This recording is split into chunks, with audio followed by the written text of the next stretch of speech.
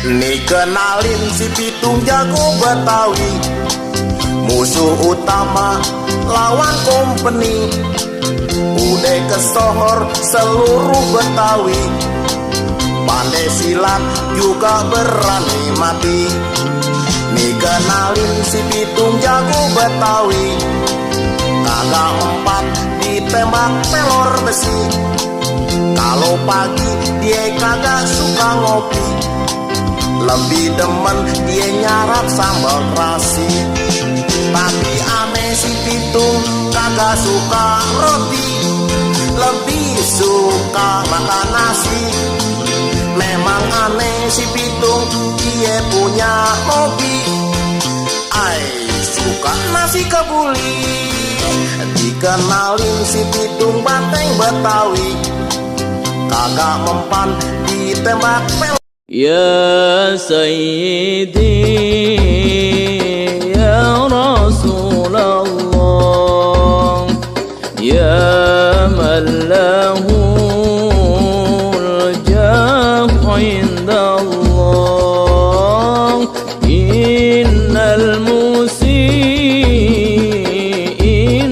qad ja'uk li dhanbi يستغفرون الله. يا سيدي يا رسول الله، يا من له الجاه عند الله، إن المسيئين قد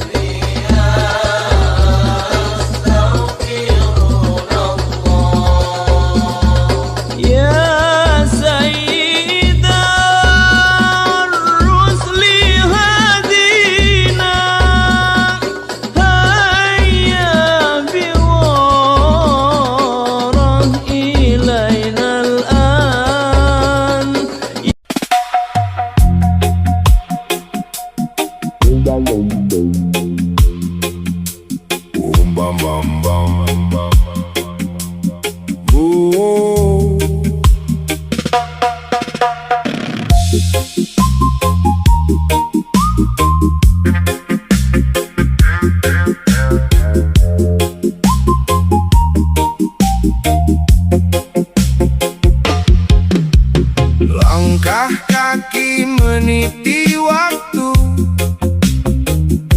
tak semua jalan dihiasi restu. Ada luka yang ku pendam sendiri, namun harapan tak pernah pergi.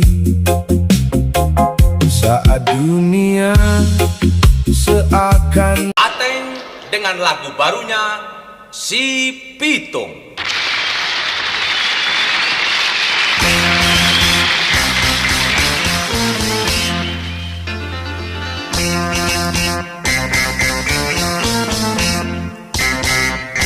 Nih kenalin si Pitung jago Betawi, musuh utama lawan company. Udah kesohor seluruh Betawi, pandai silat juga berani mati. Nih kenalin si Pitung jago Betawi, kagak empat ditembak pelor besi. Kalau pagi dia kagak suka ngopi, lebih demen dia nyarap sambal terasi.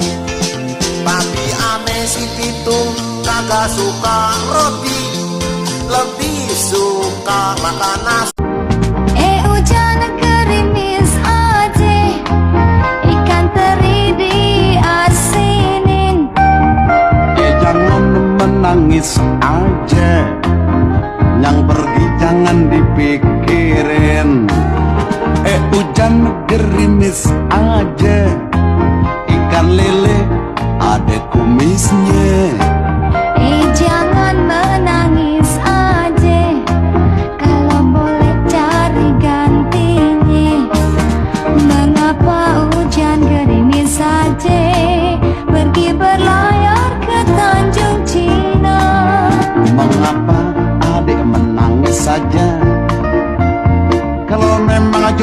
tak kemana. Hey, hey. hujan gerimis aja, ikan bawal diasinin.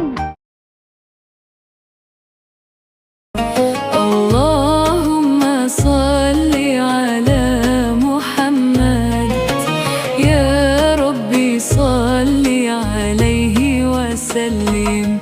Semoga Tuhan menyerbakan wangikan pusara baginda Nabi, kelahirannya membawa bahagia buat umat manusia beragama.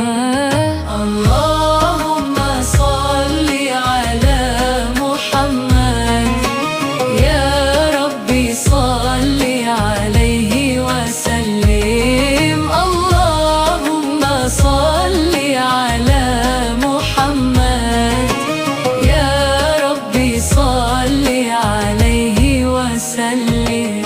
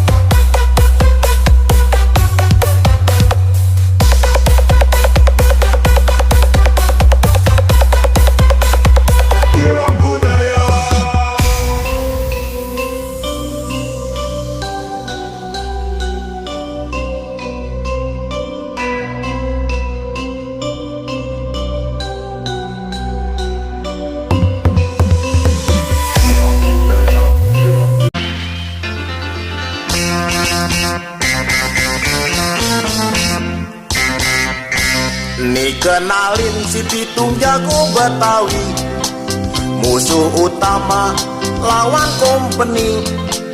Udah kesohor seluruh Betawi, pandai silat juga berani mati. Nih kenalin si Pitung jago Betawi, kagak mempat ditembak pelor besi. Kalau pagi dia Tanah Betawi alias Jakarta memiliki banyak tokoh legendaris yang jago main pukul dan memiliki banyak kesaktian. Reputasinya sampai sekarang masih dikenang dan menjadi panutan masyarakat yang dikisahkan secara turun-temurun. Iya, benar. Sangat dirahasiakan sama ahli warisnya. Iya, dulu ya sangat banyaklah pohon-pohonan yang istilahnya nggak keurus, dan pula juga banyak orang-orang juga istilahnya nggak mengetahui ini makam siapa sebenarnya. Tapi dari pihak keluarga juga, dari ahli waris juga belum merencanakan masalah untuk pembenahan. Memang ada, cuman terkadang orang juga istilahnya nggak tahu ini makam siapa yang sebenarnya. Tapi dari pihak-pihak ahli waris semuanya emang sudah mengetahui ini adalah makam Kumpi Ronda. Lokasi makam Si Ronda Macan Betawi memang tak banyak orang yang tahu. Lokasinya agak tersembunyi di belakang pasar dalam kompleks sebuah apartemen di daerah Kapuk Cengkareng. Makam Si Ronda beserta anak istrinya dinaungi 2 pohon kosambi yang tinggi menjulang. Lalu, dari manakah asal Si Ronda? Dan apakah kaitannya dengan si Pitung? Ya, pernah juga ada yang dimimpiin sama ahli waris juga. Dimimpiin dia juga, istilahnya ini makam ini nggak boleh diapa-apakan. ya untuk pembugaran segala macam pun nggak diperbolehkan. Dia mintanya juga udah seperti ini aja. Takutnya membawa yang negatif, bukan yang positif. Dia hanya kekhawatiran seperti itu. Kumpi Ronda ini berasal dari daerah Kulon, daerah Gunung Antan. Beliau pesantren di daerah Cirebon. Nah setelah itu merantau ke daerah Kapuk, Cengkareng sini. Beliau punya istri orang sini. Nah sekitar berumur 40 sampai dengan 50 beliau ikut persatuan yang diadakan di daerah Tanah Abang Kebonpala, pimpinan Bapak Ki Haji Naipin. Beliau adalah salah satu yang ditabeat atau dibaptis sama Bapak Ki Haji Naipin. Di antaranya itu 7 orang pendekar. Nah salah satunya ini si Ronda Macan Betawi. Menurut salah satu keturunan si Ronda yang bernama Kong Bonin, ciri-ciri fisik dari kakeknya itu memiliki tubuh yang tinggi besar dan suka menghisap rokok kawung. Pakaian kesehariannya adalah baju celana pangsi hitam dan ikat kepala ala pendekar silat. Kekejaman pemerintah kolonial terhadap kaum pribumi membuat jiwa pendekar si Ronda bergejolak. Ia lalu bangkit melawan dan bergabung dengan Haji Naipin. Kemahiran si Ronda dalam bersilat lalu membuatnya dijuluki Macan Betawi. Oh, masalah sebutan beliau Macan Betawi itu dari sana ya. Jadi ada 7 orang itu yang dapat julukan itu cuma ada 3 orang. Si Ronda dari Kapuk Macan Betawi, Sabeni dari Tanah Abang Banteng Betawi, Murtado dari Kemayoran disebut Macan Kemayoran. Nah jadi beliau yang 3 itu dapat gelar, yang 4 itu tidak mendapat gelar. Saya kurang tahu itu dari apa persatuan mereka, perguruan mereka. Biasanya kalau mereka melakukan itu, kadang-kadang itu yang sampai rumah itu tinggal sedikit. Maksudnya sembari jalan itu sembari dikasih. Jadi sembari jalan itu kadang-kadang walaupun nggak ada orangnya, kadang-kadang dikasih di pintu atau di mana gitu, atau di halaman mereka. Memang benar kali. Oh, jadi 7 orang pendekar itu banyak kan orang bilang katanya 7 pendekar itu enggak punya apa-apa, tapi enggak mungkin karena yang dilawan itu senjata. Mana mungkin sih senjata bisa dilawan sama tangan kan gitu. Oh, salah satunya itu ilmu kanuragan. Ilmu Pancasona yang mereka ada. Ya salah satunya Halimunan itu artinya orang tidak dapat melihat. Kadang-kadang gitu ya. Bukan menghilang, dalam arti orang tidak bisa melihat dia, sebenarnya orangnya ada, cuma nggak bisa terlihat aja. Dalam keilmuannya ya dia sangat sakti lah, sakti dalam keilmuannya. Semuanya dari teman-temannya juga pun sama seperti dia juga. Cuman dia itu untuk membela semuanya, Itu kan kalau kayak apa-apa itu kan tinggal kehebatan ya. Tinggal kehebatan masing-masing, maksudnya berlincah-lincah istilahnya. Kalau dari persatuan itu andai kata diserang atau diserbu sama Belanda, itu kan berlincah-lincah. Jadi saya kurang tahu, yang saya tahu itu sosoknya itu masih ada begitu, bahkan sakit, bahkan meninggal pun di rumah. Sementara makamnya tak jelas entah di mana. Tak banyak yang menyadari, sampai akhir hayatnya, si Ronda hidup dan menetap di daerah Rawa Gabus dengan istri dan 9 anaknya. Meski begitu, untuk keamanan, makam si Ronda sengaja dirahasiakan pihak keluarga. Oh iya, karena waktu itu Belanda itu sistemnya, orang Indonesia itu dia bilang hebat-hebat, yang udah meninggal itu bisa hidup lagi. Jadi si Ronda ini makamnya ini dipanggil ya. Kalau diumpetin apa itu namanya? Maksudnya dirahasiakan dah. Jadi ini makaman ini tadinya ini daerahnya ini empang semua, dikelilingin empang ini. Jadi susah susah dijangkau. Nah, sebagian dari teman-teman mereka memang ada yang tidak tahu karena raganya di mana. Memang ada yang begitu benar. Iya betul. Dulu memang karena di sini banyak perumahan, ya mungkin kemajuan zaman memang pernah mau digusur ini, bahkan mau dipindah. Tapi kami dari keluarga tidak mengizinkannya. Kisah si Ronda sang macan Betawi yang melegenda lalu menarik sutradara Fritz Geshart untuk mengangkatnya ke layar film di tahun 1978. Uniknya, pemeran utama si Ronda adalah Diki Zulkarnain yang juga sukses memerankan si Pitung Banteng Betawi. Film Si Ronda Macan Betawi terbilang sukses di pasaran. Film dengan budget tidak terlalu besar ini mampu menarik minat warga Betawi untuk menonton karena faktor kedekatan mereka dengan sosok si Ronda yang suka menolong. Menurut saya kalau masalah di perfilman itu ya agak benar juga. Ya, benar.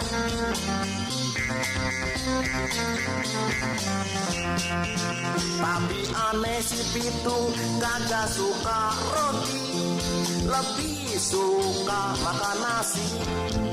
Memang aneh si Pitung, dia punya hobi, suka nasi kebuli. Nih kenalin si Pitung Banteng Betawi, kagak mempan ditembak pelor besi. Kalau cuma ngelawan company, gue rejang meleleh jadi ubi. Gue bejek jadi ubi. Gue bejek jadi serabi.